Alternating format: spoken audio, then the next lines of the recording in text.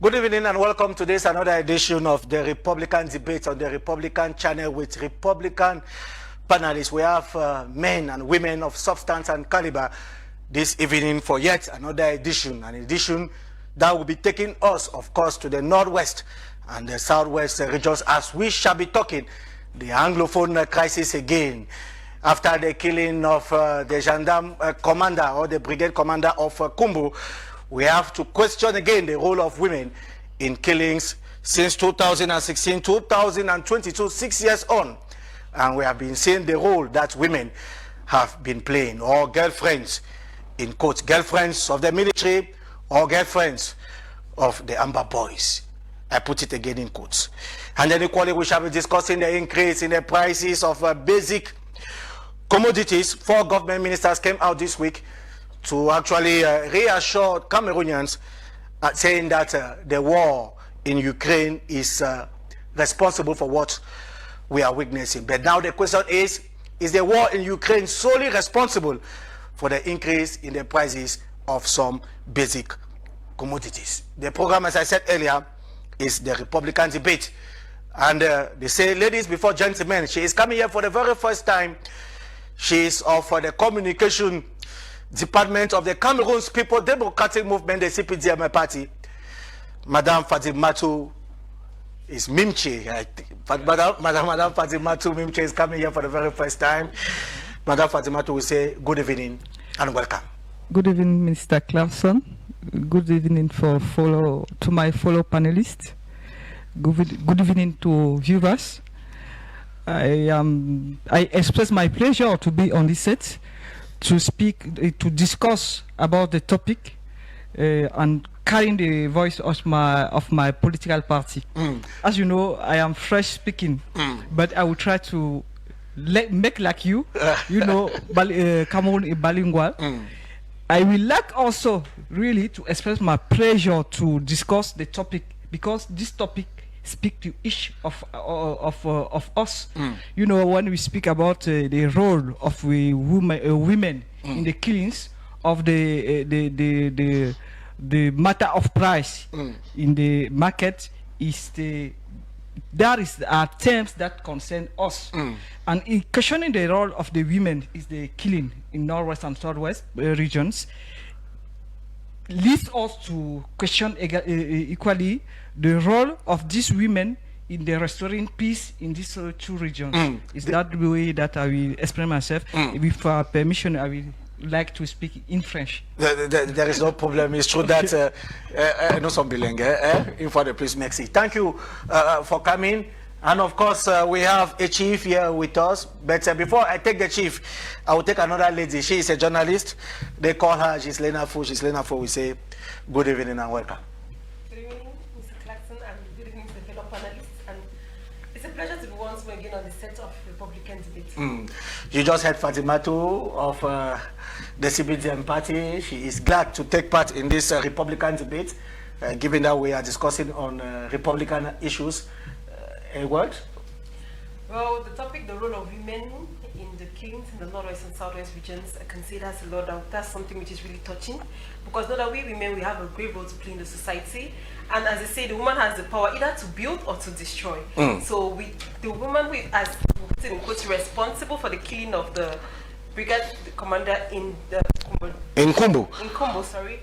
I think we have a question mark there on what role are women playing. As Madam Fatimatu rightly said, are we restoring peace, or are we rather, I don't know, are we in the middle of the game? And when it comes to the price hikes in the country, we consider we women at the forefront, because we're the ones who take care of our homes, we go to the market to buy the food stuff we need for our homes. And coping with that situation, I can say every Cameroonian woman out there is really braving the odds to ensure that her house is being settled, because I can say grandma always buy 5,000 francs, now we go and buy 7,000 francs. But yeah, the women still they do everything they can to ensure that there's food on their table. We shall be actually commenting on the 2 topics. The time for us to welcome equally Ashan Paul, who of course is a political analyst. He works in the Ministry of Territorial Administration. Mr. Ashan Paul, we say good evening and welcome. Thank you, Clarkson. Thank you to all the panelists. Thank you to my co-panelist here, Madam Fatimatu from the party. also to all the co-panelists. I think thank you for all the listeners watching. Good evening as well. I think we're going to expand upon these topics. The killings in the Northwest, it is sad, recurring killings, whether they be for different reasons, but it is sad and it is touching, especially for those in the regions in the Northwest and Southwest. And as also for the price rise in the commodities, also, we will touch on that and expand upon that. So thank you for having me on this panel today as well. It's a pleasure for us to have you on the panel. They call him Chief, he is our chief from our wing. Of course, it's Ernest Akufo. Ernest Akufo, good evening and welcome. Good evening, class. It's a pleasure for me being on this panel, talking Republican issues. I want to say good evening to the viewers out there and then to my co-panelists. I just hope that by the end of the program we must have conscientized the viewers out there. Yeah, because they are there because we are here and we are here because they are there.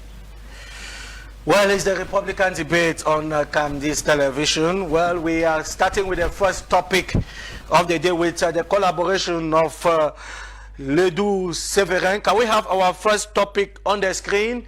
We are talking the killings in the Northwest and the Southwest regions. We are talking the Anglophone crisis, the role of women.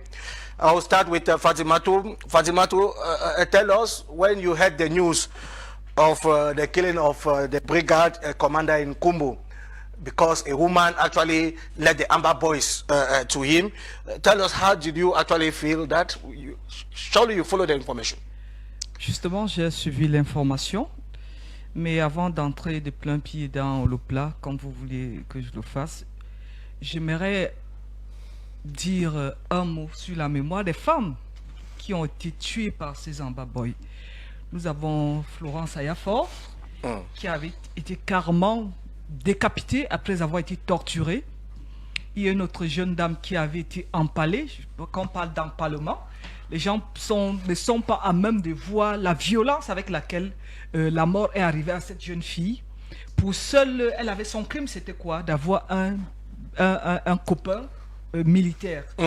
Vous voyez, et lorsque nous rentrons dans le cadre des conflits, que ce soit les conflits à travers le monde, que ce soit les conflits civils, les femmes, les enfants et des personnes âgées sont généralement protégées. Et lorsqu'on en vient à se retrouver où la femme, qui est en principe, selon les conventions de Genève sur le droit humanitaire, se retrouve en train d'être ceux-là qui facilitent la mort des uns et des autres, nous venons à nous poser des bonnes questions. Autant nous parlons de Kumbo, autant il y a eu un même scénario lors de l'attaque de Bangoura, de Koptamo dans le Noun, où les agents du GPIC ont été exposés par des dames qui en ce moment-là étaient celles-là qui leur servaient à manger. Et ce sont ces dames qui les ont dopées pour faciliter l'attaque ou bien leur agression par les Amber Boys. Et là, c'est un véritable questionnement qui nous laisse, nous dames, nous femmes, nous jeunes filles, un peu perplexes. Parce que pour le cas du commandant qui a été tué à Kumbo, moi j'ai deux interrogations. Est-ce que la dame qui est allée servir d'appât à ce monsieur était dans la contrainte ou bien était-elle dans le jeu qui menait à séduire le commandant, à le mettre dans les tripes de, comment dire, dans l'ornière des Amber Boys afin de le livrer? On se pose des questions.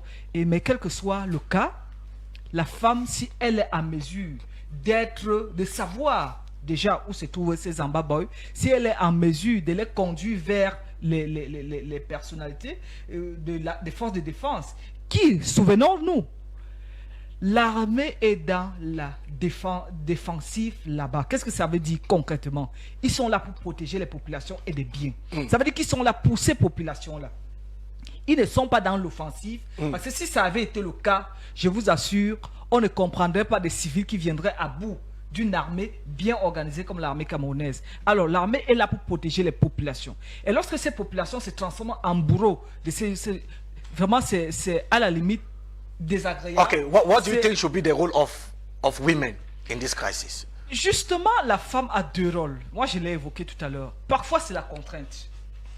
Elle est contrainte, elle est filée, on sait qu'elle est en relation, ou bien elle est proche de l'homme, dans des membres des forces de défense. on l'utilise sous la contrainte et l'amène à livrer le monsieur en question. Tout comme elle peut être dans un jeu où on l'envoie appâter, séduire les responsables en question et les livrer, comme ça a été le cas aux Ambaboy, quelles que soient les raisons pour lesquelles la femme serait enclin à permettre l'assassinat d'un responsable qui est là pour leur sécurité. Nous disons, la femme a un rôle à jouer et il revient à la femme d'interroger son rôle fondamental, parce que nous avons tendance à penser que si ça continue, ça veut dire que nous les femmes, nous sommes d'accord que ça continue, parce que nous les femmes, il faut observer, lorsque dans une ville, on veut mener des enquêtes, observez bien que ces gens-là se rapprochent plus des femmes de joie, des filles de joie, parce que les filles sont celles-là qui reçoivent tout le monde, surtout les femmes, les filles de joie, les femmes libres là. Elles reçoivent, elles savent qui est arrivé aujourd'hui ou bien qui est arrivé hier soir. Elles connaissent là où loger X ou Y. Donc à un moment donné, nous savons que les femmes peuvent aider les pouvoirs publics à venir à bout de ces exactions qui se perpétuent dans le nord-ouest et le sud-ouest. The role of women, Ernest Anglophone, she just made mention of Florence Ayafo, who was killed. I think it was in the same Kumbo, if I'm not mistaken. Tell us, Ernest Anglophone, the role of women in the killings. Don't you think that women have to help the government to end this crisis? Topic Jackson, I think before I answer that question, I want to look at the role of women in the society. Just snapping. You see, women play a vital role in the society, in every society. They are the engines of the society, because if I get to go back to my own very society, the community, the women spearhead very many things. And then when you get to the role of the woman in the army, what role does the woman, or does she play, should she play in the army? Most of them serve like informants. Yes, because you see, in the security milieu, the women are sent out there, they go out there, you know, men, when they see women, there's always a tendency for them to approach the woman. So the woman has a capital role to play in as much as the security is concerned, or when she's employed in the armed forces. Then now, we want to look at her role in the ongoing crisis, be it in the regular forces or in the non-regular forces. So I want to say, if we want to look at the role of the woman on the non-regular forces, what role she plays? Well, she just plays, they played the diabolic role. We saw what happened, you see, because women are used. Madame Fadimatu did say that in the noon, it was women who were used like a bridge between the non-regular forces and the regular forces to exterminate quite a number of the armed forces. And then recently what happened in Kumbo, the woman was at the forefront, because you see, people often say women are the weaker sex, but I rather say women are the stronger sex, because they have that power, yes, which they use to hypnotize, permit me use that, the men, because you know, when a man, she needs the woman, she's ready at all costs and at all the costs to give in what a man is easily convinced by a woman. Easily convinced by the woman. So you see, women in the role women play in this thing is they are not only informants, but they lead to the accomplishment of the diabolic acts of the belligerents. Be it the regular forces, non-state forces, the women have a very important role to play. Not that, you see, from creation, Tabi, we saw what happened at the Garden of Eden. Evil came to the world through the woman, true or false? Evil came to the world. That was a rhetoric question anyway. Yeah, I want to say it's rhetorical, but when we look from creation, at the Garden of Eden, between Adam and Eve, it is Eve who pushed Adam into sin. So it was not that natural sin. It is not only that sin, but from their hands, the women have been playing very capital role. We are talking Anglophone crisis, eh? In role. Yeah. More particularly in Anglophone, it says you want us to be circumscribed. Yes. They have not helped issues. Their role that cannot be undermined it. But I want to say again, yes. Apart from looking at the negative side which some of the women play, I'll come back again to Madame Fatimatu, because in her introductory statement she did say the women are equally playing a great role to see that peace returns. You see the SWAT, the Northwest Southwest women who always converge. We saw the women who came out there mourning and saying enough is enough. Their husbands. Women are not the weaker sex anyway, as you made mention. Women are not. We just have the impression that women are weaker sex. No, I don't want to believe that. It is an impression. It is an impression we have, because they are stronger with real power than we are. Because when a woman decides that it's gonna be like this, there's no way changing it. Okay, Paul, what is your take on that? Thank you. I think I'll join my co-panelist Fatimatu in what she says, but I'll just be a little bit more technical, because we have to realize that this is a conflict region, and in conflicts, what normally happens when you have a conflict, it does exacerbate pre-existing conditions of discrimination, gender discrimination towards women and girls, and the conflict, as it moves on forward, it actually would heighten it.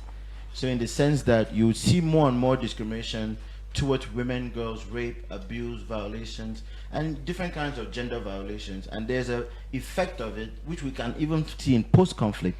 But in this particular case, what we are actually seeing is an intense use of women in an asymmetric warfare, because this is not a regular warfare where you see someone who is shooting another person. This is asymmetric warfare. Asymmetric warfare means someone calculates, plans, and when you're not waiting, that's what happens. They attack you. We'll go back, for example, Boko Haram. There was a period in the north where women who were wearing their veils were actually used as bomb threats, where she would come into the market and she's trying to buy food, and that's the target that would be used. So it's very unfortunate, but I also think that it behooves most of those who are the community leaders, because the state is really doing a lot, this army will do a lot, but at a certain point in time, when it comes to an asymmetric warfare, there's that communication between the population and that trust between the population to collaborate. And that's why you see, for example, maybe at the Ministry of Territorial Administration, there's been a lot of effort being made to be able to increase the collaboration between the population in terms of communication and the division of the local authorities and even the military. Now, we understand that when a civilian sees someone who is in a military attire or sees someone who is in a commandement attire, they're a little bit more reserved because they don't know what to expect, because there's hearsay of what they can do or not.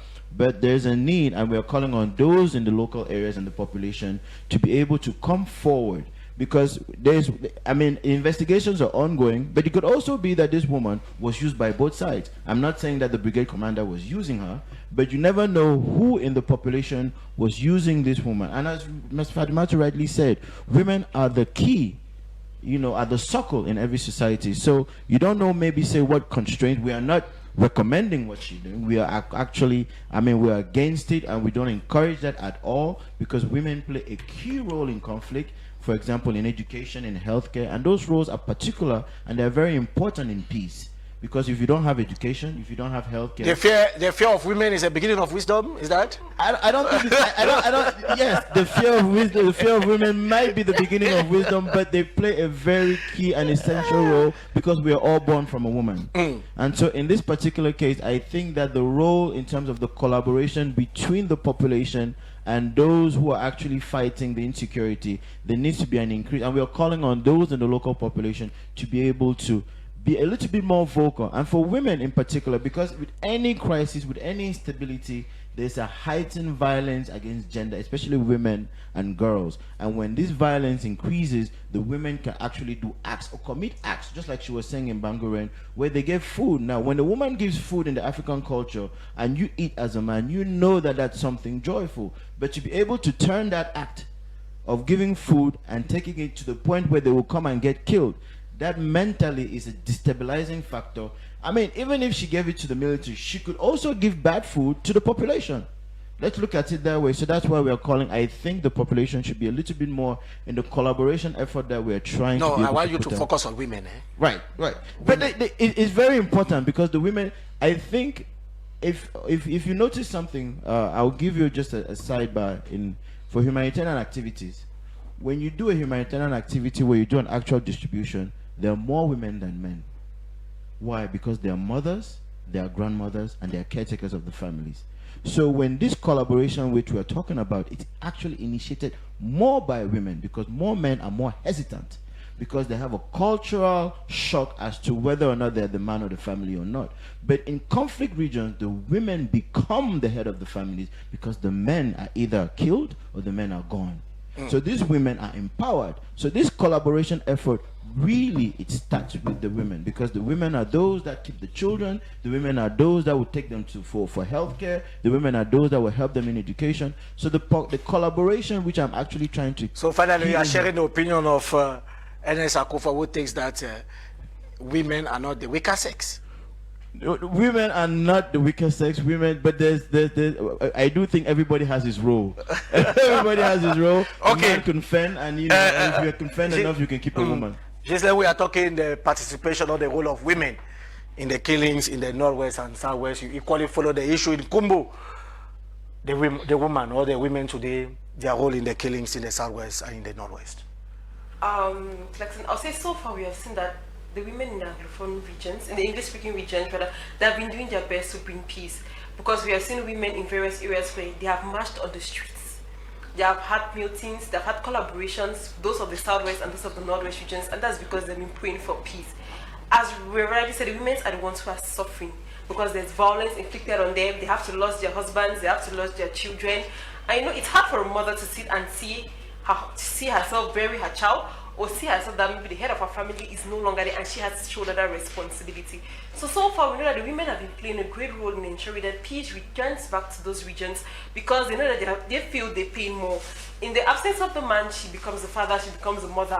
In the absence of her children, she bears that pain because burying a child for 9 months and having to bury that child is never something any woman really loves to experience. It's never a pleasurable experience for any woman. And so far, if in the case of what happened in Kumbu where, as I said in quotes, she was the one who had to lure out the commander for him to be killed. I would say any woman, before doing anything, the woman has a mind on her own and she thinks so very well. If in case she was used by the other side to bring him out. Used by the ambas. Okay. You should not. Okay, we are here to speak the truth. She was used by the Alpha boys to bring the commander out. There's a question mark behind her act because no woman does an act without a reason behind it. She will not carry out the act freely. If you want to, I will not get into the depth of the story, but I'll take for an example. If you want to look behind, maybe her family had been brutally killed, and maybe it's that pain of that killing that is pushing her to do that act. And so there's so many things at the back of her mind. But she was going out with that commander. We are not certain that she was going out with the commander. No, that is what reports from Kumbu are saying. That's what reports from Kumbu say. We are not in the woman. We are not in her mind. We are just trying to have in her mind that she was going out with the commander. If that was the case, I don't think any woman who is with any man would definitely lure that man out if there's nothing behind it. Fatimatu was talking of if you are pushed to do so, if you are forced to do so. That's why I said there's an in-depth story behind that. If actually she was going out with the commander, because I'll tell you for example, if the commander was her husband, I don't think any woman lures out her husband to be killed by somebody else. Okay, she's like, if today you are forced to, it's an example that I'm taking. It's not that, if you are forced to actually bring people towards Ernest Akufo for him to be murdered. First, I have a mind on my own. Yes. And I have a reason. If I have a reason before I carry out any act, I carry out any activity. Why am I supposed to accept to do that? It means there's something behind. There's always a reason behind every act every person takes, especially the woman. Because as Ernest rightly said, when a woman sets her mind to do something, it's because she has a reason for doing it, and she'll ensure that she does it, and she'll do it to the best. So if you're asking a woman to carry out this particular act and the woman does that act, it's because she has a reason behind her mind. We are not supporting what she did. But some people, somebody's just writing to tell me that women are really wicked. Eh? Women are not wicked because women are their mothers. They are the caretakers of the world. Without a woman, I'll say indirectly the world does not exist because we are the reason behind procreation. If there's no woman, there's no child tomorrow. So a woman cannot be wicked, and that's because she cannot be wicked to those she gives birth to. Do you share that opinion that Fatimatu, that women are not wicked at all?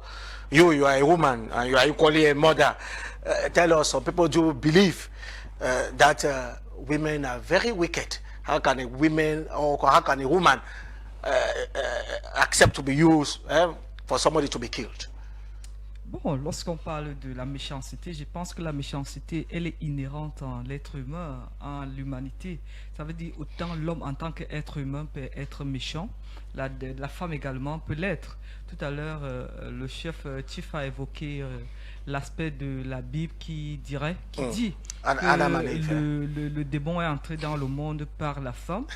Bon, j'ai toujours l'habitude de dire, l'histoire est toujours racontée par les plus forts, parce que la Bible a été rédigée par les hommes. Forcément, il faudrait que, je pense... Pas les hommes. Les hommes avaient H majuscule. Nous pensons que si ça avait été une femme qui avait rédigé la Bible, je crois que tous les mots viendraient au monde par les hommes. Non, il n'y avait pas les femmes. C'est pour cette raison que lorsque j'aime me pencher sur certaines situations, je préfère évacuer la Bible et le Coran, qui en fait ont leur rôle à jouer dans la société. Mais s'il faut qu'on s'appuie sur la Bible ou le Coran pour expliquer le monde, je pense qu'on finirait toujours dans la guerre, parce que chacun essaiera de défendre sa position. Mais ce que Madame Ghislaine a dit tout à l'heure, que chaque chose a une raison. C'est vrai, chaque chose a une raison. Mais dit que peut-être la famille de cette dame aurait été tuée. Tuée par qui? Ce qui justifierait qu'elle livre comment dire, elle soit la main par laquelle l'assassinat du commandant est arrivé. Je dis, ça ne s'explique pas. Je vais vous raconter une histoire qui est strictement personnelle, parce que j'ai un oncle qui a épousé une dame du nord-ouest. Il vivait là-bas à on appelle ça quoi, à Ndop. Il a fait des enfants, il a des enfants avec cette dame. Il est francophone. Un jour, il paraît, ces gens-là lui disent que on dit à ton mari que nous allons le liquider, nous allons le tuer. Il lui a demandé de lui donner une semaine. Ce que la dame a fait, elle a laissé le temps passer. C'est à moi un jour du jour fatal qu'elle dit à son mari, vraiment j'avais oublié de te dire, les gens là ont dit qu'ils vont te tuer. Il m'avait dit de te donner une semaine et ça tombe, l'échéance c'est demain. Vous pensez que quand cette dame là donne l'information à son mari au 7e jour, au 6e jour, c'est parce qu'elle veut l'aider? Pas du tout. Dieu merci, son mari est sorti comme s'il allait quelque part. Il a pris la route pour rentrer à l'ouest. Donc je ne sais pas comment il a évolué, mais toujours est-il qu'il a fui. Or, la femme le disait au 6e jour pour avoir bonne conscience. Elle a pourtant des enfants avec cette personne. Quand je le dis, c'est pour rentrer dans le contexte qui est celui de la guerre dans le nord-ouest et le sud-ouest. Ceux qui sont là-bas savent le discours qui leur a été porté. Nous l'avons vu lors du grand dialogue, lorsque certains jeunes enfants sont venus, sont passés faire du témoignage, selon lequel on leur avait dit que dans 3 mois, ils seraient tous, ils auraient leur pays, ils auront chacun de l'argent à la fin du mois, parce que leur malheur viendrait peut-être des francophones. Mais sauf que nous sommes ensemble. À Yaoundé, ici chez moi, si j'ai 10 voisins, je crois 8 sont du nord-ouest et du sud-ouest. On vit en paix. Il faudrait que ces stéréotypes-là, tout à l'heure il a parlé de la communication, c'est très important. Il nous revient à nous, parce que à un moment donné, la femme peut être la porte du bonheur, comme elle peut être la porte du malheur. Les forces de défense qui sont là-bas, il est bien vrai, l'orthodoxie voudrait qu'ils se fassent un peu plus attention. Mais je crois que la relation qui se veut amoureuse entre un homme et une femme sont des relations de confiance. Et si la femme a pu livrer ce monsieur, ça veut dire que quelque part, il y a eu un travail en amont. Ça veut dire que ça a été planifié. Et si ça a été planifié, cette dame aurait pu sauver ce monsieur. Sauf si elle était sous la contrainte, là je vous rejoins, de voir exécuter ses parents si jamais ce monsieur venait à se sauver. Donc c'est la problématique des conflits asymétriques.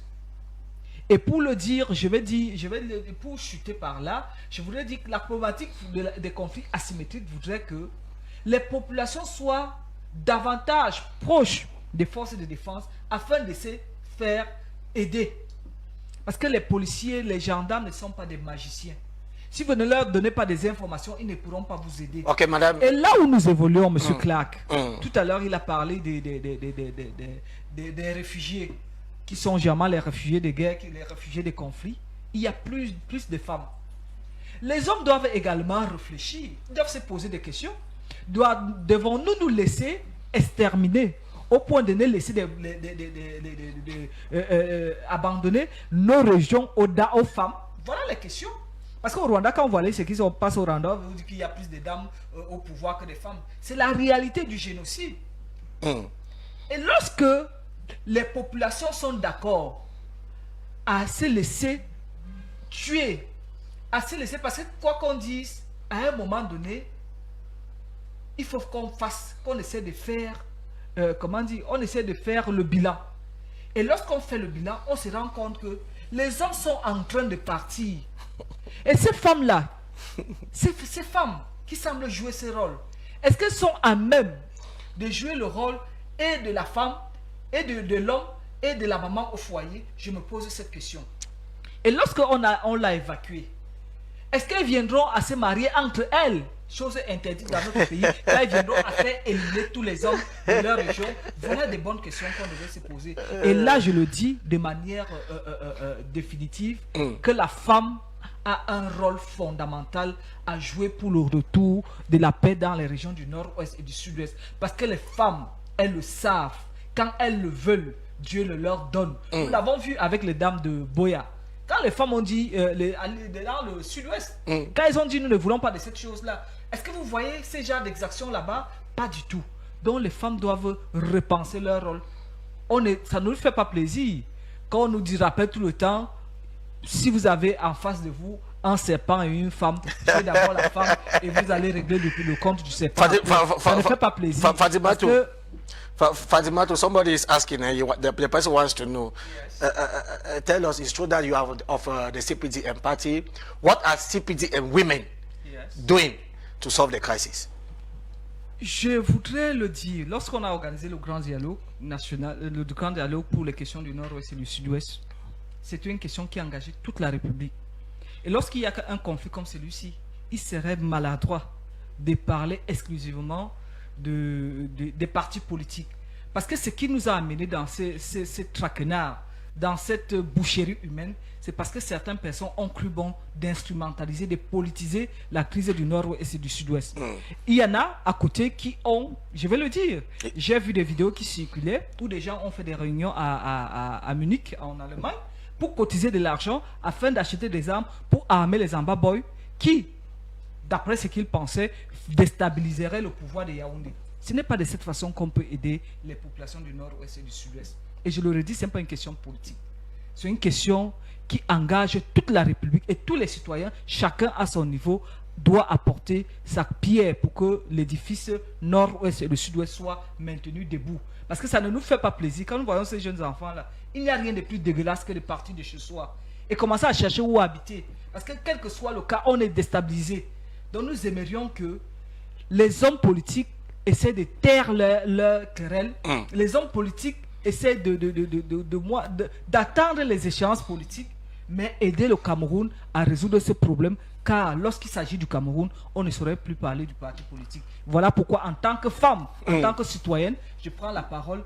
Pas forcément, fort heureusement, je porte la voix du RDPC, mais je suis d'abord citoyenne. Je pense qu'en tant que citoyenne, chacun a son rôle à jouer pour le retour de la paix dans le nord et le sud. The question I want to ask Chief Ernest Akufo is that of knowing if you have a military brother or a sister in the military. Do you have one? David Clarkson, that's a very intriguing question because before I answer to that question, what Madame just said is pretty important because you set a trap for her, but fortunately she's witty, right? Yeah. It was not a trap anyway, it was a question. Well, we did not. It was not a trap. When we have a crisis period like this, if we want to go on party lines, we'll never get a solution to it. Yes, because but it's rather unfortunate that the majority of the Ernest Aku, for you of the civil society, most often people say that CPGM is responsible for what is happening. I was just coming to that. You see, when you look at the way out, how the government is trying to get a solution to this problem. Most of the state actors, the ombudsmen which are sent to the field, they are mostly of the party in power. The majority. So much so that I think that may be a hindrance to getting to the solution to this problem. Because I said, Madam, she was very witty and tactful in the way she answered that question. Because if we go on party lines, CPDM or what, I don't know, we won't get a solution to this. Although she tried to say it's not a political palaver, it's a political issue. Yes, we must note that it's a political issue, but which needs that. Because when we come here, it's not to foil the issue, right? It's to pave the way out. So you were asking whether I have brothers or sisters in the army. Florence Ayafo was my sister. May her soul rest in peace. She was decapitated. I still have some in the army, sisters, brothers. At times, I feel for them. I put my position in their place. I say to myself, if tomorrow I have another one who's maybe killed, because some are. If you have a son who wants to get into the military, will you encourage him? I even have one who is there, but fortunately or unfortunately, he's not in the northwest. He's not posted to the northwest or southwest regions. He's rather in the far north region, and every day I pray for him. I pray for him. I call. Where are you now? Where are you now? What's the situation? There was an attack today. In the far north, equally, we have Boko Haram. That is it. So I want to say, Tabi Jackson, it's not like saying that the other soldiers, the military men, the defense forces, they are not my brothers, they are not my sisters. You were just trying to circumscribe me to that level. To say, we all have blood in our bloodstreams, right? So each and everyone is each and everyone's keeper. So we mustn't only think that because A, B, C, D is not my brother, is not my sister, he should be killed or he should be maltreated. No.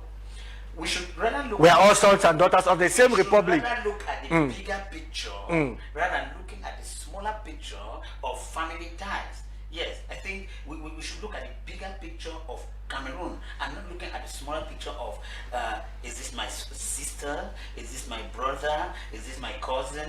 Is this person from the northwest region? Is this person from the southwest region? If we keep having reflecting a circumscribed way of thinking, we can never get out of this doldrum in which let's come back to our women. The women, they're a wonderful set of creation which we don't know. I think I'll avoid talking the negative things about the women, but rather want to look at the positive. Yes, I say wonderful because the women can make Omar, Tammy Clarkson. Yes.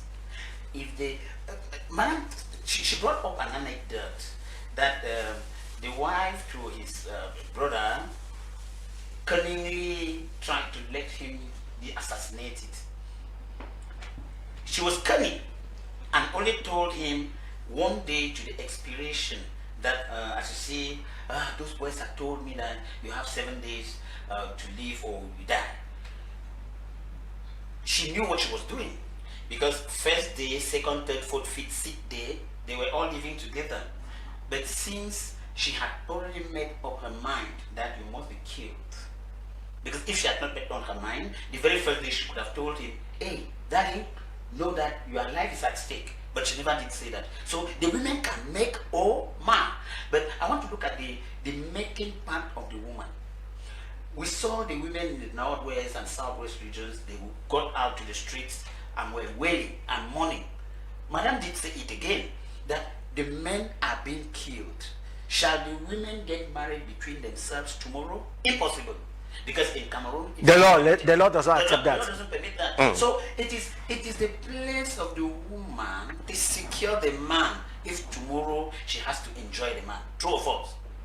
Yes. But if women keep selling out, permit me put that in quotes, selling out the men, and the men are being slaughtered, the men are being killed, what will become of the women tomorrow?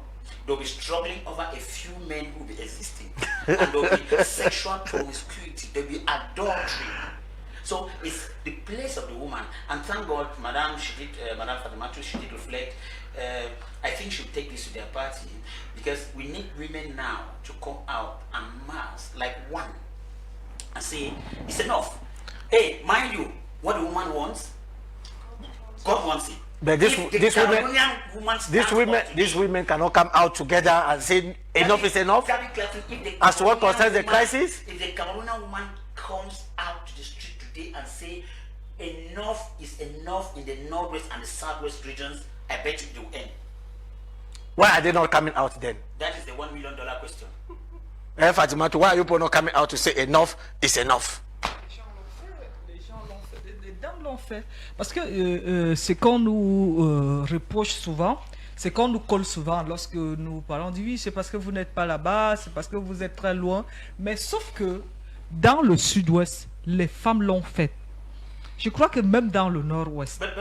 Elles se sont, s'il vous plaît, elles se sont levées pour dire, ce sont nos enfants que vous tuez. Ce sont nos filles que vous violentez, que vous décapitez. Women in Yaoundé, informal can also do it, Fatimatu. Parce que moi, personnellement, j'ai un peu de la retenue, du recul lorsque je vois les mises en scène. Moi, j'ai horreur du spectacle. Il y en a qui ont souvent crié à longueur de plateau de télévision. Lui, on a voulu marcher pour le nord-ouest et le sud-ouest. Mais sauf que le chef de ces partis politiques ne s'est jamais déplacé pour aller voir ce qui se passe là-bas. Son problème, c'est marcher à Yaoundé, à Douala. Non. Et en même temps, ces affidés cotisent de l'argent pour acheter les armes aux Zamba Boys, pour tuer qui? On ne va pas tuer les animaux, ce sont les populations. Mais il convient également de relever quelque chose de fondamental. Parce que la guerre telle que, le conflit tel qu'il était il y a 5 ans, ce n'est plus le même conflit. Moi j'ai l'habitude de parler des bandes de bandits de grands chemins qui ont trouvé en la crise anglophone une autre façon de se faire facilement de l'argent.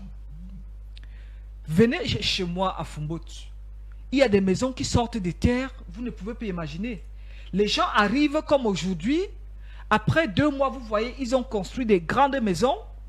On vous dit ce sont les déplacés de guerre. Là, c'est à Fumbot. Oui, je vous parle de Fumbot. On dit, c'est dans la zone de Makakala, allez-y.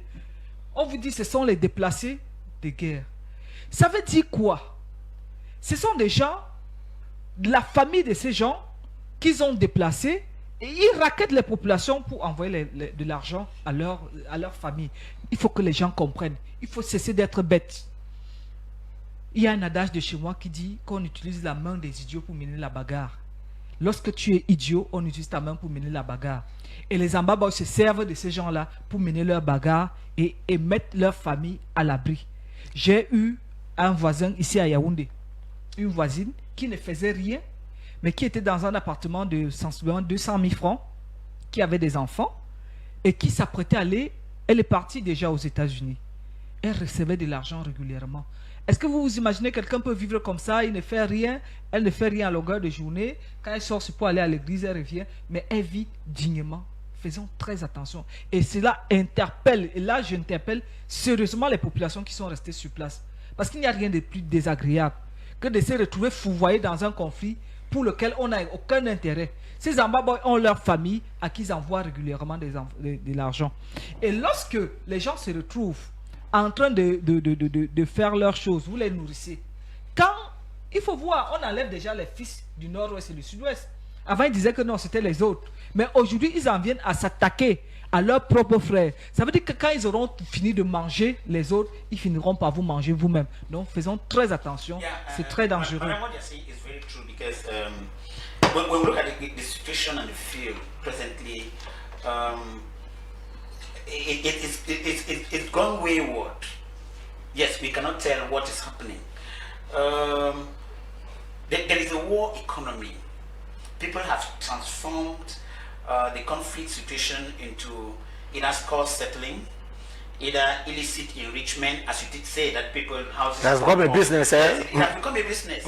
Yeah, and you know, there is a war business, and the war business starts with the sales of arms, and then people, the stronger, winning over the weaker.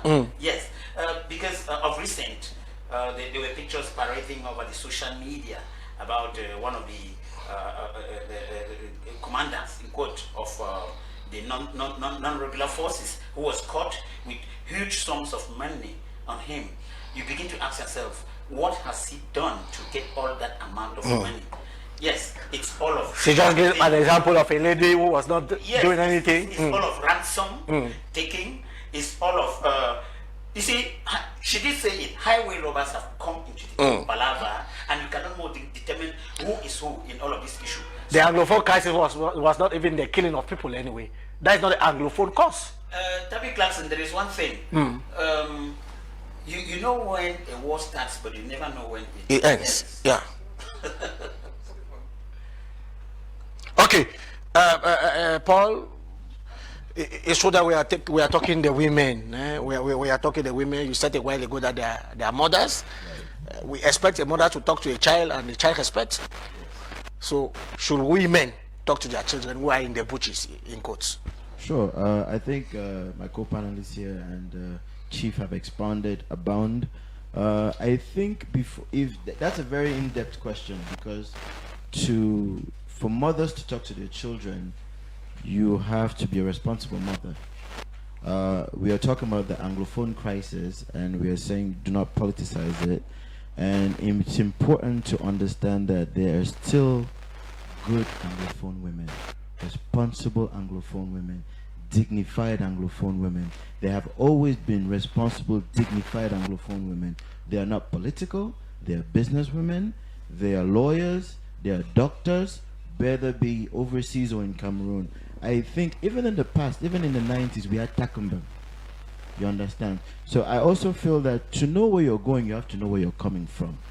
If you don't know where you're coming from, then there's a disconnect. And I think 2016, as she rightly said, it's a different asymmetric war, which means that when it started in 2016, 2017, the causes, as you rightly said, were maybe teachers and lawyers. But now it has digressed consumably into something completely else, which means that when we look at the component of it, those women who were fighting for certain causes, because the government took that into consideration and came out with 21 points. So which means that there are women lawyers, there are women in the community, there are women in the syndicates, and these women have a place. Unfortunately, what we have seen is as the conflict has gone through, these women have lost their roles within the community. So I think it's not necessarily also, just like you said, it's not, you don't need to overshout, just march. But for a dignified woman to have a place, her place is seen. And I think in communities, Anglophone communities like in the Northwest and Southwest, when you meet dignified Anglophone women, it speaks for itself. And these women, because we have Njangis, we have community in Njangis, and these Njangis have not, I mean, unless I'm confused, Njangis have not stopped since the crisis started. Njangis have probably, rather they have increased. You understand? So I think in a socio-cultural manner, we have to address certain things as they're going forward, so that the media doesn't go with a discourse that's different from the reality. Because people still do their Njangis, even in the Northwest and Southwest, every Sunday after church, people still go and do their Njangis. Even in the point. Every Monday. Yes, so, Mondays have been reserved for meetings and Njangis. So in this particular case, I think that for the women in this particular case, I feel that more and more, the women who are intellectual, the women who are dignified, who feel maybe say insulted by the rhetoric that they see on public media, but who have an impactful role in the community, whether they be impactful role with the, I would say nationally, because it's not just Anglophones, because there are Anglophone women who are predominant in the whole community nationally, you understand? And there are also other women who are not necessarily Anglophone, but have a predominant it role showed that in Fatima Anglophone made community. mention that women actually march in Boya and equally in Bamenda. But we want to see women in Yaoundé, I don't think they're marching. in Fumba or in Fumba, Unfortunately- in Douala, unfortunately for me- actually come out and equally march. Unfortunately for me, I think that's the difference between the Anglophone community and others, where you can march, but you will not have an impact, and people will look at it like you're joking, and so the content of it will be diluted, and that's what I'm really trying to allude to, because I think that's one of the key fundamental problems in the ideology that led to the increase of this conflict, where we are still having a difficult time convincing people that, you know what, this action, because for you to go to a gendarme officer and lie to him and pull him out for him to be killed, there's a fundamental problem that we have to address psychologically.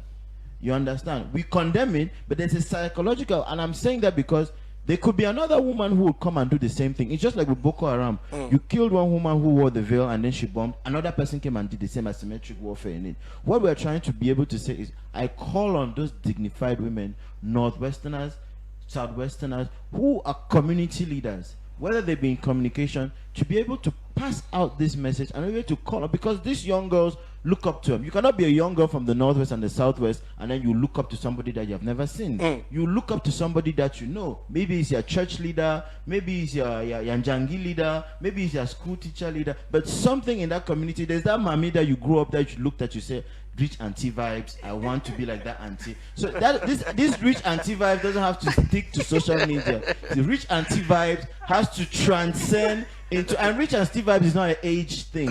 Rich auntie vibes is something that you're saying that I want to be like that lady because I can do it. And I think Ms. Fatima was alluding to that. And I see that in the Noon community. Sometimes you could look into the Noon community and you see a woman and you see that when she passes through, all the other young girls admiring her. And I think that's a rich cultural heritage we have. So it's not too much on that, but I hope that for those who are listening to this, so that it should not, don't go on stage that you're walking and people are crying and rolling. No. Please stop it. Initially, maybe before it was real, but geopolitically, as we stand from right now, you can call it what you want, rich anti-vibes. If you can do it more, that would be better. Okay, we still have 10 minutes on this topic. I will take Ghislaine. We are talking women being mothers. You equally made mention of it. What now is the way forward? What to do? You know, as you rightly mentioned, that it's not the issue of marching. That marching, that fanfare, everybody can create it. We can get up today and decide to march all of us on the street, but it's the context behind it, it's the reason behind the marching that makes the difference. The people have been have passed on there. Properties have been destroyed. People have passed on, properties have been destroyed, mothers have relocated, mothers have been killed, children have lives. We have IDPs everywhere now. And those effects will live on. They can never be replaced. We can never redress back what has happened in the past. Don't you think now, it's reason enough for women to march? The issue is not the marching class. All of us can get up and march. If we get up to the Marafat Masa, I decided let's start marching from here right up to Kondingi. It's not a problem. We can decide to march, and yes, we have marched. Then why are we marching? What is the reason behind our march? What message are we passing through that marching? The issue is not marching. The issue is the message. As Mr. Paul already said, the issue is that we should be marching because we have that signified context behind why we are marching. But there is a message behind it. Not necessarily. The killing of people. It's true there's the killing of people, yes. But are we marching because we want to march, or we are marching because we actually want an end to the crisis? That's the question we're supposed to be asking ourselves. Because as I already said, we can march. All of us can get up someday and march. The women in Yaoundé can get up and decide to march today. The women in Douala march tomorrow, and we all march on the same day. But if we don't have that same context, if we don't have that same mindset psychologically that we are marching because we want an end to everything, we are marching because we want peace, then there will always still be that we are marching, I'll put in quotes, marching for nothing. So the issue is not just marching, but the issue is that the women should have it at the back of their mind that, as we are calling it, the rich auntie vibes, if I pass and these young girls look up to me, I should be able to do something that tomorrow, even if I'm no more, those young girls will be like, yes, you are a young girl from the Northwest region.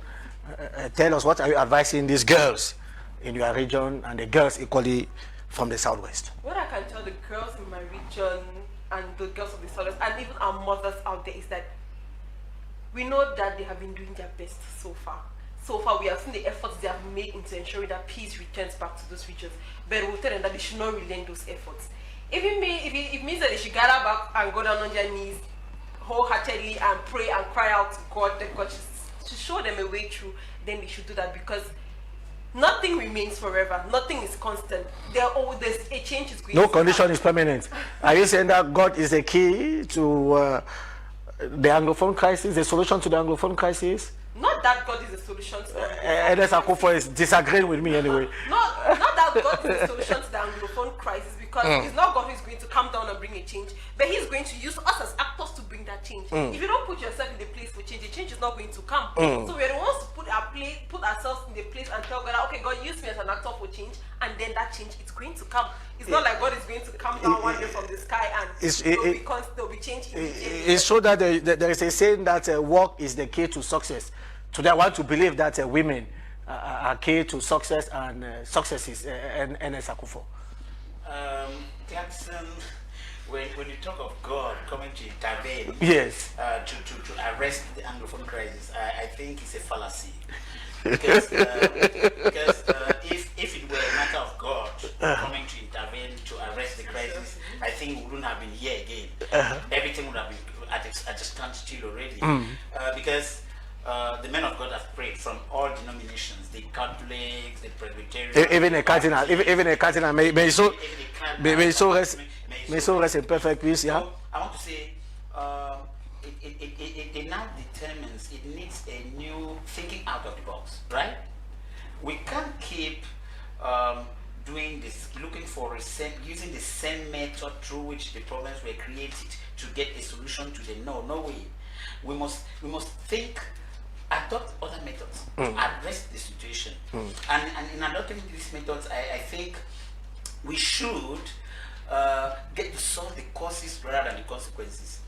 Because you were talking to Ghislaine, as per whether if women march, it will make An impact. The marching of women may bring only 5% of the change which is needed in that palaver.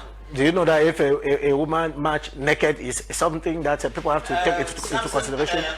Tabby Clarkson, Yeah. Tabby, I want to tell you that when you are dealing with a class of people who are adamant to change, who don't want to hit to anything that may lead to the transformation of the process, you can do anything. What has not been done? Are you accusing the CPDM of Fatimatu? When you say this, there are some people who are adamant. The CPDM is not the only party that is governing this country. They have allies. I want to say the governing class. How can you say the CPDM is not governing this country? I say they are not the lone party. The CPDM is the governing CPDM. They are the party closer to power. So I want to say the important thing is not maybe accusing them for lackluster, because I want to say if some measures were applied, we wouldn't have been here again. When I talk of some measures, what do I mean by that? You see, there are times we expect to see some actions being taken. The actions are not taken. They are either derailed or they don't. Actions taken by who? By the government in power. Okay. Yes. The Prime Minister has been to the field on several occasions. Yes. And He even spoke in pidgin. And he talks in the language that touches In pidgin, my brother. In their head, but in their heart. He even spoke in pidgin. Yes, he talks in a lingua franca where the people should understand. But the worrying problem is bad faith. I want to say there is a lot of bad faith On the part of Anglophones? On the part of the Anglophones, two, on the part of the government officials. Bad faith in the sense that a lot has been done, but not commensurate, right? A lot has been done since the beginning of the crisis, but it is not commensurate. The Prime Minister of recent was talking about dialogue, and I hope that the next time dialogue is Because after Lebialemi came out to after the killing of Field Marshal, the Prime Minister came out to say something on that. Tabby Clarkson, what has the killing of Field Marshal got to do with the war? If his killing meant stopping the war, we wouldn't have been talking here again. So, when we take decisions which are inconsequential, what do we expect? We must learn to face the causes rather than go run after the consequences. You are word to the women who are watching us the women. at this moment. You are wonderful. Yes, you are wonderful. You can turn the tables. Why are you praising women when they are in complicity, in collaboration, working in collaboration with the Amber Boys? One woman out of 18 million women. No, they're not yet 18 million anyway. No, I just in Cameroon, no, anyway, they're not yet 18. Yes, so I want to say one woman or a handful of women out of a whole lot doesn't spoil the whole thing. I still think that A cocoyam spoils a pot anyway. no, excuse me. There are sections and benefits, right? I still think that the women can do it. Yes. How can the women do it? You were talking about matching. I said matching is just 5%. The women, Matching naked. Matching naked. yes, matching naked. Yeah. The women can appeal to their husbands. Do you know if Madame Chantal Bia gets up in the morning and tells Paul Bia, Daddy, I want that thing to stop there? Do you know it will stop? Do you think she has not said so before? Do you know it will stop? That's the question I was about asking. Do you think she has not She said has so? not done that. Do you know it will stop Tabby Clarkson? If she says it earnestly, Daddy, what is all this killing all about? Can you order for it to be stopped? Now, the women have power, Tabby Clarkson, but they don't know that they have power. They are not the If weak. Ghislaine was my better half, and then she tells me, Enes Akufo. yes, No. That stop. No, this is not something else. You saying if she gets up and tells him that she wants the killings to stop, if he gets up today and signs a decree that okay, the killings in the northwest and southwest should stop, does it stop? who sends the army to the front? No, that's not the answer to my question. If signing a decree today that okay, we're removing all the military men from the northwest and the southwest region, does that stop the crisis? It will, Is that a guarantee to the crisis ending? it will alleviate to a greater extent the crisis. Talk to What- talk to America for Enes What is Akufo. what is worrying Tabby Clarkson is the killings that is there. Because if the thing were being done in a peaceful manner, nobody would complain. But day in and out, we are talking here because But what is certain is that Mama Chantal Bia does not like what is happening out there. She does. No, she does not. No woman likes. No woman likes what is happening yeah, there. I see Madame Fadimatu, she's true. Yes. Fatima wants to say something. Yes, Sincèrement, je Fatima. suis sidéré lorsque j'entends Chief s'exprimer. Parce qu'il y a une question lapidaire qu'il lance là. Est-ce que tu crois que si Madame Chantal Bia dit à Paul Biya, à son époux, je voudrais que cette histoire-là s'arrête, êtes-vous sûr que ça ne va pas s'arrêter? Et implicitement, vous voulez dire que c'est Paul Biya qui alimente la guerre là-bas? Je dis non. Soyons un peu sérieux et responsables lorsque nous adressons. Non, c'est ce que implicitement nous lisons sur les lignes et entre les lignes. Faisons très attention. Et lorsque nous sommes dans la logique de la construction, de la pacification d'une situation, il faut éviter. Parce que c'est ce discours que j'entends. Oui, c'est à cause de Paul Biya. C'est à cause de Paul Biya. Non. Et vous demandez, lorsque la dame vous demande qui envoie les gens au front. J'ai pu vous rappeler, si Christian Toumi, paix à son âme, rappelait qu'il était encore évident. Il était concevable de voir des hommes de forces de défense avec des armes, mais il est impensable de voir des civils avec des armes. Ah oui. Et lorsque vous posez la question qui envoie les gens au front, implicitement on va faire partie des gens du front. Nous soyons sérieux. Un État, c'est la sécurité. Et c'est l'aide de son territoire. On ne saurait accepter que des individus prennent des armes contre la République, prennent des armes contre les populations, et qu'on soit là à dire si quelqu'un dit que non. Cette guerre n'est pas de la volonté du chef de l'État qui est son Excellence Paul Biya. Et lorsque nous l'avions vu dès le début de la résolution de cette crise, nous avons fort heureusement suivi beaucoup de débats sur cette histoire-là. Lorsque la crise commence, ce sont les enseignants, ce sont les avocats qui se plaignent. Et on leur a donné au-delà de ce qu'ils voulaient. Et j'avais suivi un des fils du nord-ouest et du sud-ouest, docteur Achoupou, maître Achoupou n'est pas le cité, qui disait que lorsqu'on donnait une solution, les gars renchérissaient. Ça veut dire qu'ils étaient dans la logique d'aller vers la guerre. Et parce qu'ils croyaient jouer contre la psychologie des hommes du gouvernement, ils pensaient que Les forces de défense, on allait les exterminer. Sauf que la République leur a opposé la paix. Voilà pourquoi ils ont toujours eu des forces de défense de second ordre, c'est-à-dire les gendarmes qui sont là pour le maintien de la paix et la sécurité des populations, les policiers. On n'a jamais vu des militaires à l'offensive. Et je l'ai dit à l'entame de mon propos. Vous pensez que ces gaillards, ces bandits-là, ils sont plus armés et plus expérimentés que les militaires camerounais? Ça veut dire que la République est dans la logique de la protection des populations, de la défensive. Ça veut dire quoi la défensive? Ils attaquent les forces de défense. Et parce qu'ils ne peuvent pas se défendre, ils sont obligés de se défendre. Florence Ayafort, qu'est-ce qu'elle avait fait? Rien du tout. Son péché, c'est de servir la République. Il faut qu'on soit un peu sérieux. Et lorsque vous demandez le rôle de la femme, je dis, ce serait réducteur de parler exclusivement de la femme. Nous sommes tous dans les réseaux sociaux. Il y en a qui vous encensent, qui les encouragent, qui les financent, mais qui célèbrent les diplômes de leurs enfants dans les réseaux sociaux.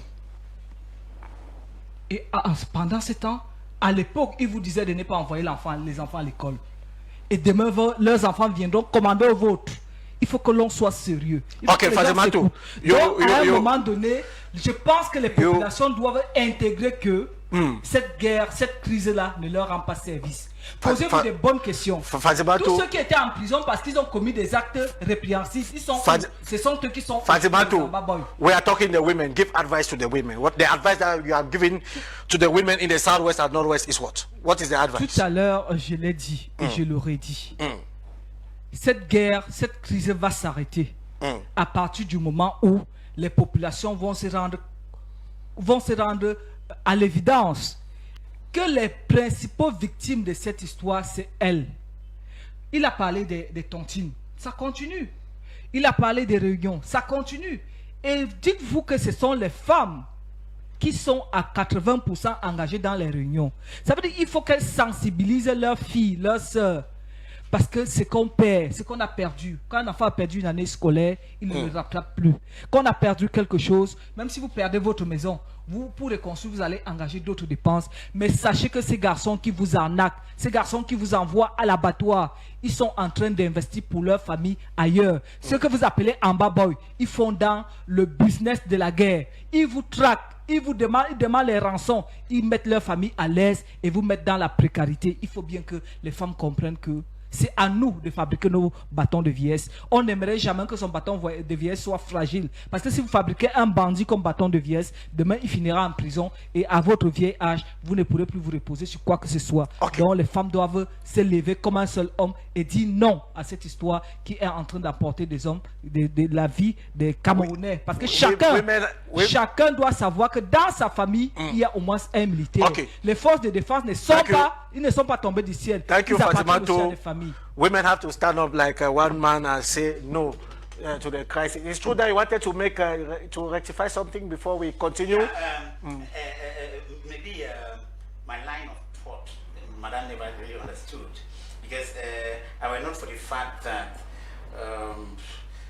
supporting the fact that the killings are good on the field, or that Madame Chantal there hasn't been doing anything, or that is President Paul there. But who commands this nation? That's a rhetorical question I want to pose. The President of the Republic. And he is the commander of the armed forces. So if Madame wants to say he's not the one sending the forces to the field, I begin to doubt. Do they get there by themselves? No, they get there because he wants them to go defend the people, right? And the advice now that you are giving to the women, because we are moving out of this this topic, yeah. Yeah, they are conscientious. They should have that feeling, that remorse, and then do things for the betterment of the conditions of the society.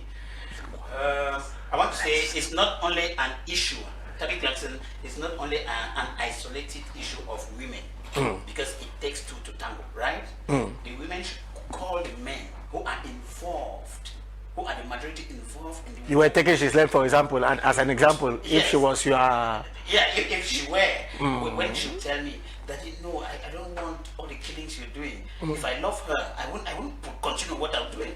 Because else, she'll cut the link between herself and myself.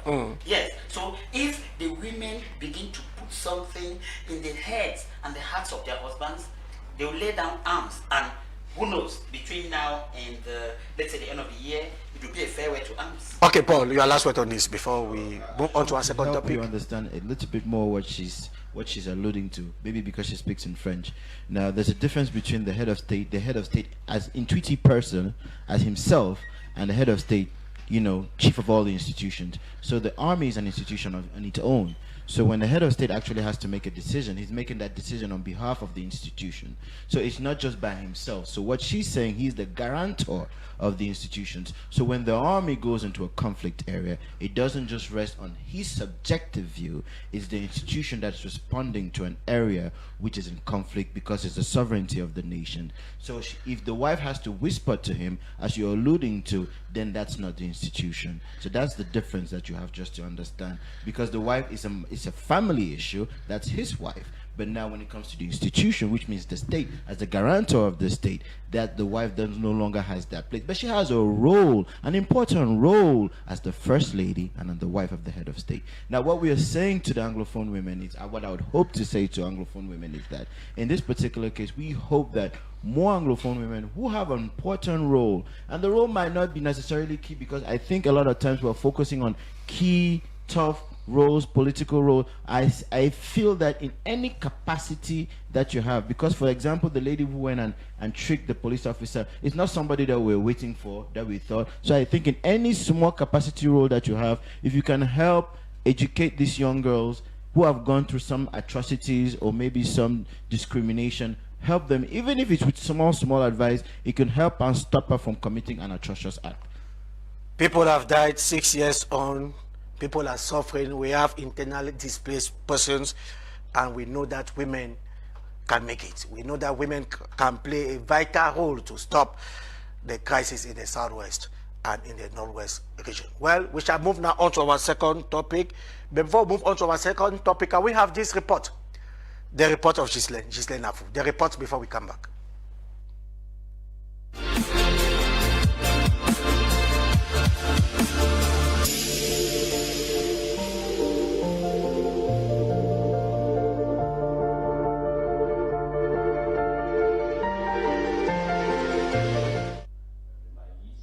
For one for all in the fight against high cost of living following the Russia-Ukraine crisis. This situation was addressed during a joint press conference chaired by the Minister of Communication, René Emmanuel Sadi. This situation has led to major disruptions and breakdowns in the global and regional supply chains of products, marked by the rising cost of inputs and other products, and the increase in maritime freight rates. These facts have multifaceted and multi-sectoral consequences, including shortages of basic commodities, especially those imported from this region of the world, or involved in the production, transport, and distribution processes of other products categories.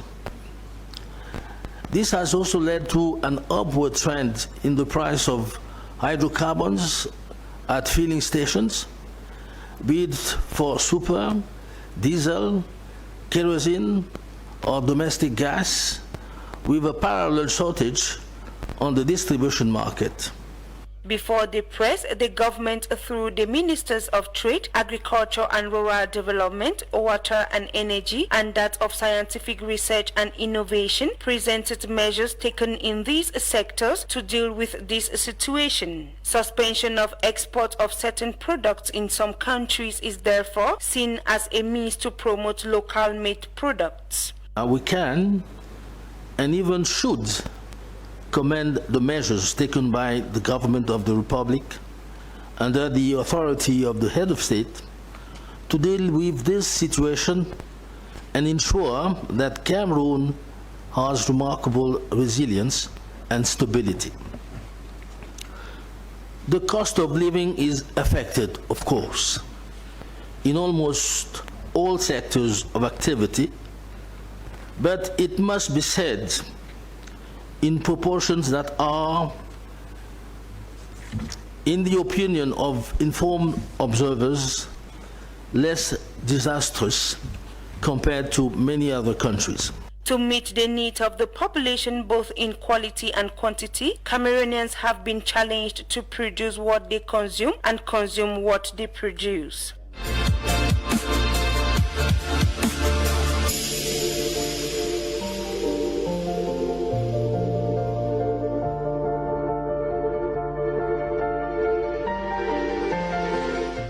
Yes, Paul, prices of basic commodities witnessing an increase in prices. Tell us, they are saying that the war in Ukraine is responsible for what is happening. Do you agree? Sure. The war in Ukraine is I would think it's about 80% responsible for what's happening with the inflation of price, and I think it's worldwide. If you have to go by the World Food Program report, it's actually Africa is going to be hit by 1/5, the most affected, because in terms of the agricultural industry, in terms of food prices, there's going to be a hike. These food prices will figure out the hike because we do import cereal, and Ukraine was one of the major areas in terms of the production of cereal. For example, Cameroon, we import cereal, we import quite a number of other goods from Nigeria, but we do import cereal, and this has an impact really because in terms of export. The last time I went to the market was when? Well, the last time I don't go to the market. I'm not going to tell you that I go to the market. I wanted to ask you a question. I don't know that. Whether you bought plantains last Saturday. No. I had to know the price. No. Well, what I do know that the Minister of Trade has put on a price ceiling for food commodities, which would be like oil, palm oil, and certain commodities like sugar. There's a price ceiling, and of course there's a subsidy also for the fuel prices to enable that to go on, because of course there's the shortages, but these shortages are really hyped by freight, by the shipping. So these shipping costs, even if you go into the grocery stores, you'll notice that there's a certain hike by maybe 100 or because 200. with 5,000 francs today, you cannot actually have a meal on the table. It's very difficult. A family man, Yes, it's not easy. It's not easy, and this. But I think the inflation is global though. The inflation is not just in Cameroon; it's felt everywhere else because the price. So you're saying Ukraine is responsible? 80%. Akufo, do you share that opinion? Ukraine responsible for the increase in prices? Just to precise though, there's 20% which has to do with less infrastructure because we don't really have farm to market roads, and the government is working And on we don't have farm to market roads. Access becomes difficult. Who is responsible? Who's responsible for farm to market roads? For the lack of farm to market We're roads. working on that. Okay. Yes. When we attribute to Ukrainian war, which has come to create the inflationary situation in the country, well, my Deborahs are pushing 80% on them, on that situation.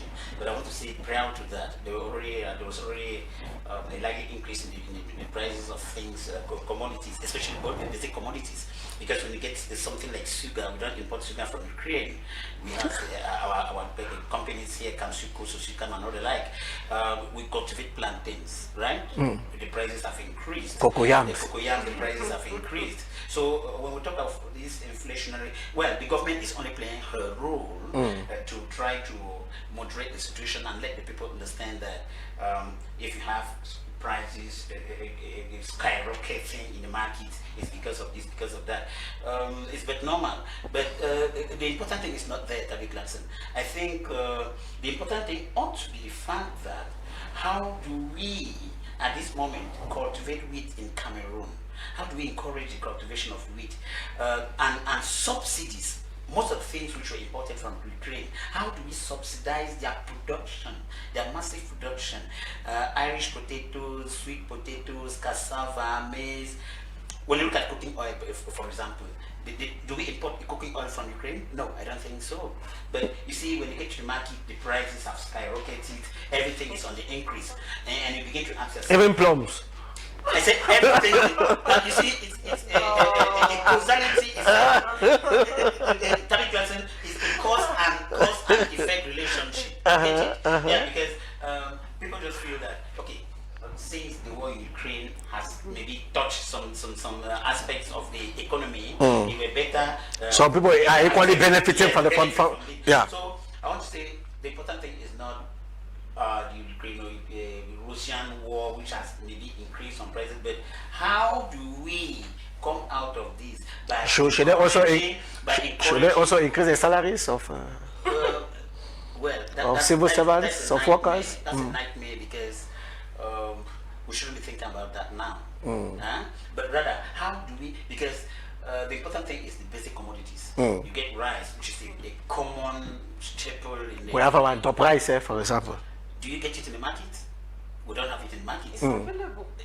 Scarce. So it's to encourage production of all of what was being imported from Europe, because you see with the signing of the Economic Partnership of Courts, there is a lot of dumping that is done here. Yes, and we don't export anything. And when you go to look at the balance of trade and the terms of payment, we are always on the deficit because we don't send anything abroad. Okay. We ought to send bananas, penja, spices, and we know that the CDC is no longer the CDC, yeah? Before the crisis. Reasons why we're supposed to rehabilitate the CDC, make it functional rather than kill it. The CDC of the days of Henry Jalakwan of Peter Mafani Musonge and the CDC of today, they are three different CDCs anyway. So the important thing is encourage local production of staple food. You have rice, cassava, banana, plantains, all of what we need, our basic needs. Because when you even get to the market today, tomatoes are getting expensive. Do we import tomatoes? Fresh tomatoes? We don't import even pepper. Everything, prices are skyrocketing. So we just say because of the war in Ukraine. No, sir. Okay. What are we doing then to encourage mass production in order to meet up the gap? Were you in the market last Saturday? The last time you were there. For your information, yes. I do the buying. Okay. Okay. Fatima, we are talking the price hikes of basic commodities. Is Ukraine responsible, the war in Ukraine, responsible for what we are witnessing in Cameroon today? Bon, s'il est constant que la guerre en Ukraine ne peut pas laisser nos populations, comment dire, insensibles, ou bien notre économie insensible, parce que l'inflation est globale à travers le monde.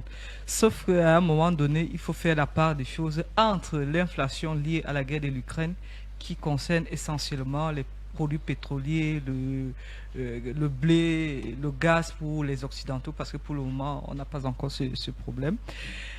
Mais il faut faire la part des choses entre cette réalité et la réalité qui est la nôtre, qui relève de la mauvaise foi et de la spéculation des populations, parce que lorsque cette guerre commence, d'une manière organisée, il y a eu comme une augmentation concertée des prix des denrées sur la place publique, sur le marché. Et je m'étais amusé en son temps lorsque j'étais acheté, c'était le rasoir Bic que j'avais l'habitude de prendre. Quand j'arrive, on me dit le paquet c'est maintenant 2700. J'ai dit mais c'est avec ça que Poutine rase ses soldats en Russie. Et la personne me regardait, j'ai dit oui parce que c'est devenu cher parce qu'il y a la guerre en Ukraine. Du coup c'est passé de 2000 francs à 2700 francs pour un rasoir. Il me regarde comme ça, il dit justement c'est la raison que vous allez me donner. Bon, pour faire sérieux, il a parlé du piment et je m'amuse à faire cet exercice avec les dames que je rencontre. Quand je vais acheter, il dit oui, vous savez le planter est cher parce que c'est ce que Poutine mange en Ukraine, en Russie, donne à ses soldats. Vous savez, ça donne la force de planter, c'est pour ça que c'est cher. Bon, pour faire sérieux, il y a une spéculation sur le marché. Et nous, en tant qu'avec le regard du politique, lorsque la guerre en Ukraine commence, il y a certaines personnes qui avaient pensé qu'on pouvait surfer sur la spéculation pour amener les gens dans la rue, pas pour marcher contre la guerre dans le nord-ouest et le sud-ouest, mais pour renvoyer, pour le chassement, comme ils ont l'habitude de le dire. Mais sauf que en ce temps-là, le ministre du Commerce avait mis sur pied des commissions qui passaient pour le contrôle des prix.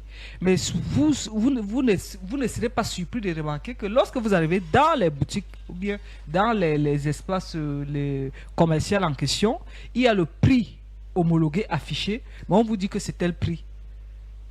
Ils créent la pénurie artificielle. Un autre prix, another price. Oui. Ils créent la pénurie artificielle pour vous faire comprendre que les produits n'existent pas sur la place du marché.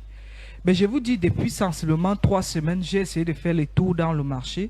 Dans mon quartier, j'ai acheté le paquet de sucre à 1000 francs. Et sauf que quand j'arrive dans une grande surface de la place, où on est supposé, nous savons que dans les grandes surfaces, on majore toujours de 50 francs ou bien de 100 francs. J'ai acheté le paquet de sucre à 750 francs. Le litre d'huile qu'on nous vendait à 100 700, 1800 francs, j'ai acheté le même litre d'huile à 1490 dans un supermarché. Quand je rentre, je dis, mais ça veut dire concrètement que dans les boutiques, ça devrait coûter moins cher. Donc, il ne faudrait pas que les gens surfent sur la guerre en Ukraine pour rendre la vie difficile aux Camerounais. Parce que qu'ils se le disent bien, si c'est fort de leur côté, il faut qu'ils comprennent que les Camerounais qui déboursent de l'argent aussi, c'est fort de leur côté. Et de même, il faut le rappeler, il y a quelqu'un qui s'était amené en France pour supplier le président Macron de dire d'enlever, de faire laisser baisser les sanctions sur la Russie parce qu'il n'y avait plus moyen de fabriquer nos choses là, parce qu'il n'y avait plus du blé. Or, en principe, les opérateurs économiques de cette envergure doivent comprendre que pour prospérer, ils doivent faire comme leurs collègues d'ailleurs. Ils créent des grandes plantations. Il est impensable qu'un gros opérateur économique qui est dans le secteur du blé n'ait pas des plantations de blé. Ça, c'est quelque chose de déplorable. Et également au niveau des populations. J'ai vu, il y a de cela une semaine, le ministre de l'Agriculture parle le canal du projet Mombapit, qui est un projet de la culture qui accompagne les cultivateurs du riz dans la plaine de Baïgom. C'est dans le cadre du projet Mombapit qui a donné des dons. Il ne faudrait pas que les gens prennent ces dons-là en intrants agricoles, en semences améliorées, pour en faire, pour garder. Il faut que les agriculteurs, que l'État appuie, essaient de travailler dans ce sens afin de booster la production. Ce n'est pas en s'accrochant sur la... Parce que quand la crise de l'Ukraine va vraiment s'abattre sur nous, même ceux-là qui prononcent la crise ne vont plus... Thank you, Fatima, for coming for the very first time on the Republican debate. Okay, we are ending. Your last word, Ghislaine? We are talking price hikes. You know, as the Minister of Agriculture said during that press conference where they're working on the mechanization of the agricultural sector, I think that's something that the Cameroonian government should actually encourage, and they should put in and ensure the efforts that whatever finance is going into that aspect of mechanization should actually be put into place. Because if the 4,000 hectares of land you have to buy in the West region to cultivate rice, wheat and everything is actually done, then we will not be having the issue of importing from other countries. So that mechanization of the agricultural sector is something which is very important and which the Cameroon government should actually focus on, because it's really going to help us in the long run. Thank you. Thank you. Time is up. Thank you, gentlemen. Thank you, gentle ladies, for coming. A big thank you to the CPDM party for sending us Fazimatu today. She is coming for the very first time on the Republican.